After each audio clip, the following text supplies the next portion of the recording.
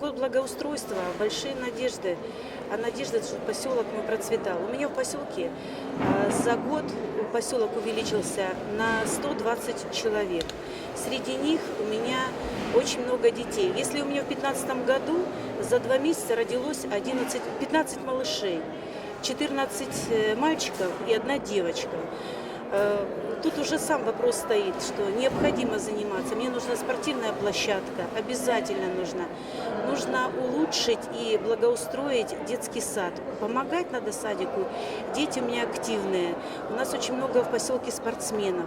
Мы в этом году участвовали в конкурсе «Папа, мама, я спортивная семья», где заняли 1 место. Не только площадка, мне надо благоустраивать дворы, лавочки для моих бабушек. Мне также надо заниматься дорогой, которая разбитая, которую 10 лет уже не ремонтировали. Это первый вопрос. И самый, конечно, главный вопрос – это у меня крыши. Крыши, которые на сегодняшний день меня беспокоят. У меня в поселке 4 дома, и 4 дома страдают с плохим покрытием крыш. Ну, вообще, планы очень большие. Но для этих планов нужны, конечно, средства. Для этого мы приезжаем в республику, для этого мы идем на встречи. Ждем от республики помощи.